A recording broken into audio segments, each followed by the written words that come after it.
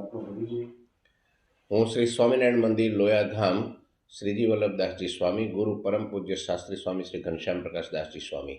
સ્વામી, આજે મહોત્સવનું આયોજન કરવામાં આવ્યું છે.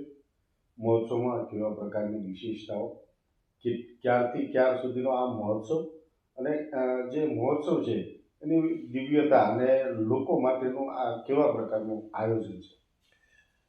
સ્વામિનારાયણ ભગવાને જ્યાં દિવ્ય સાકોસોનો પ્રારંભ કર્યો અને 18 વચનામૃત વહાવ્યા એવી પાવનકારી પવિત્ર પ્રસાદીની ભૂમિ લોયાધામને આંગણે આ જે પ્રદર્શન છે એ સાંસ્કૃતિક પ્રદર્શન પૂજ્ય ગુરુજીની પ્રેરણાથી 50 વીઘાથી વધારે જગ્યામાં ફેલાયેલું છે.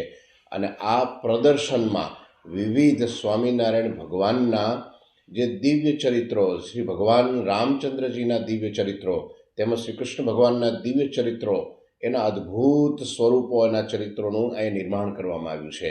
સાથે સાથે અહીંયા રંગોળી પ્રદર્શન છે, વિજ્ઞાન મેળો છે. અહીંયા વિવિધ પ્રકારના એવા સરસ સાંસ્કૃતિક જે આપણી ભારતીય સંસ્કૃતિ છે અને જે સનાતન ધર્મના જે મુખ્ય જે કે પ્રેરણાદાયક જે પ્રસંગો છે એને આવરી લેવામાં આવ્યા છે. આ પ્રદર્શન. ક્યાંથી આવો છો? પીપળીથી. શું નામ તમારું? મારું નામ ગુલાબબેન છે. ગુલાબબેન, અહીંયા પ્રદર્શનમાં આવ્યા છો લોયાધામના આંગણે. ખરેખર આ પ્રદર્શન જોયું અત્યારે તમે, કેવું લાગ્યું? કેવો માહોલ?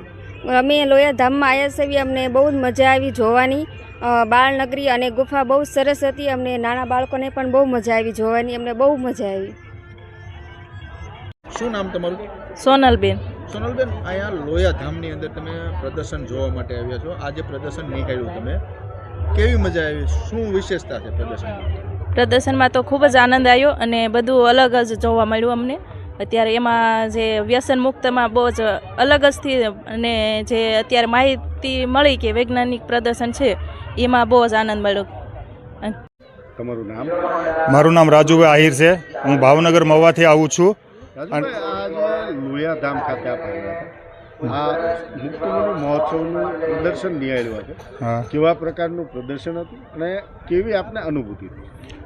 જેવો તો અહીંયા અંદર એન્ટ્રી થઈએ એટલે તમને એક અલગ જ અહેસાસ ઉત્પન્ન થાય છે કે અંદર આવો તો તમને રાષ્ટ્રભક્તિ, દેશભક્તિ અને રાષ્ટ્રને જે ફાયદો થાય એ ટાઈપનું બહુ બધી વસ્તુ અંદર બતાવવામાં આવે છે.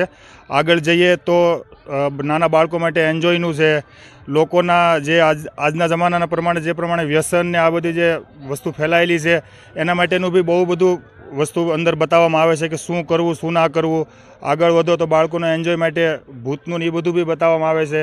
ઝૂલતા બ્રિજ છે, બાળ નગરી છે. બાળ નગરીની અંદર આવો તો બધાએ જે બાળકોએ પોતાના અભિનય કરે છે કે જે એક તમને લાગે કે કોઈ રિયલ જ વસ્તુ છે એ ટાઈપનું. કોઈ રીંછ છે, કોઈ ભાલુ છે, કોઈ પોપટ છે, કોઈ બીજો ભાઈ, શું નામ કયું? મારું ગામ લીંબોડા. મારું નામ હેમંતભાઈ. હેમંતભાઈ, તમે અહીંયા આવ્યા હતા લોયાધામ. હા.